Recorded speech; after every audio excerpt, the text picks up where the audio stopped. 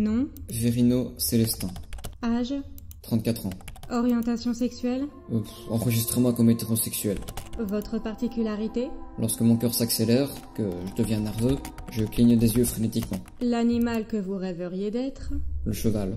Votre animal de compagnie vient avec vous? Oui. Whisper ne m'a jamais quitté. Je crois qu'on est bon. Veuillez signer en bas de la page, s'il vous plaît. Bien.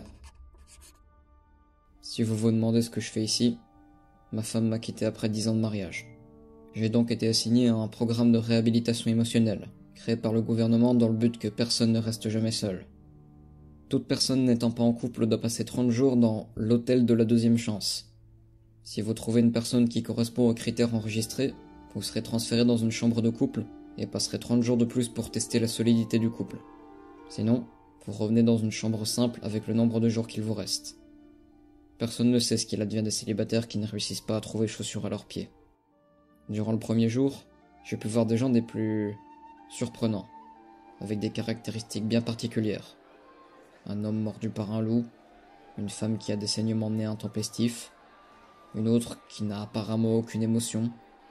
On dit que c'est la meilleure chasseuse de solitaire.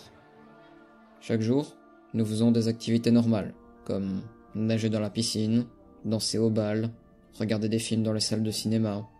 Chaque lieu était propice aux rencontres, et c'était bien là le but. Parfois, nous partions en chasse de solitaire dans la forêt. Il s'agit d'un petit groupe de personnes qui luttaient contre ce système, et qui vivaient seules, loin de toute loi. Nous partions dans un bus rempli, chacun avec son fusil à fléchette tranquillisante. Je trouvais ça répugnant. Et c'était bien là mon malheur, car chaque solitaire ramené était un jour de plus additionné dans votre compte de jour à l'hôtel de la deuxième chance. Mais des rumeurs couraient, comme quoi ces individus étaient en fait tués et donnés aux hôpitaux, pour pallier au manque de sang et d'organes lors de greffes. Si vous les voyez courir comme des lapins. Mon ami Georges, après 15 jours passés, a décidé de passer à l'action, et de se rapprocher de Julie, celle au saignement de nez soudain. La manœuvre était mesquine, mais son subterfuge a marché. Lorsqu'elle avait le dos tourné, il se donnait des grands coups dans le nez pour saigner. Douloureuse victoire. Le soir même, une grande fête était donnée pour annoncer la nouvelle, ainsi que le transfert du couple. Moi, je restais seul, et les jours m'étaient comptés. Il ne me restait plus que 5 jours. Il me fallait une solution. J'ai décidé donc de m'attaquer à Suzanne, cette femme sans émotion.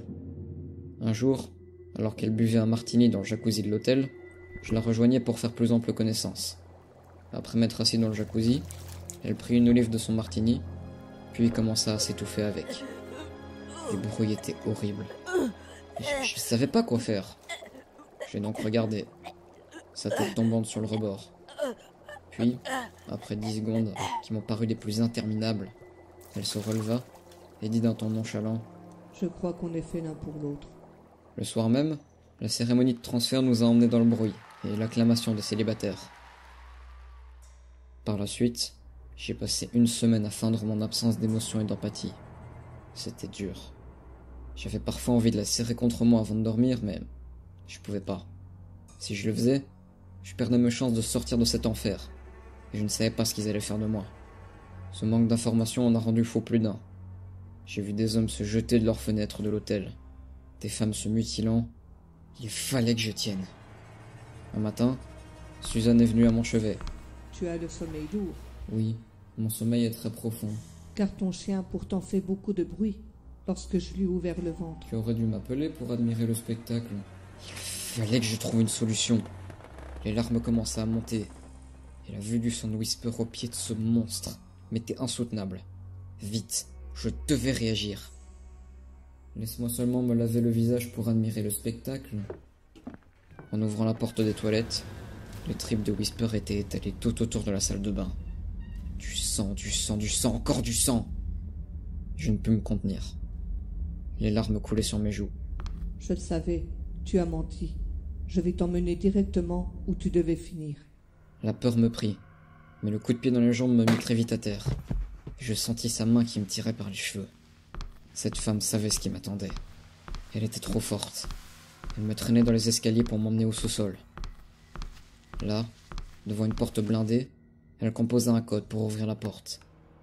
J'essayais de me débattre, mais chaque coup qu'elle m'assénait dans la tête me sonnait un peu plus longtemps, et ne me laissait plus aucune force pour me débattre. Elle ouvrit la porte pour me jeter dans cette pièce, puis referma la porte, indifférente. Je regardai par le hublot de la porte blindée et vis qu'elle ouvrait un dossier. Puis, s'approchant du hublot, me dit « Tu voulais être un cheval? J'espère que les bouchers chevalins t'épargneront. Ha ha ha ha ha !»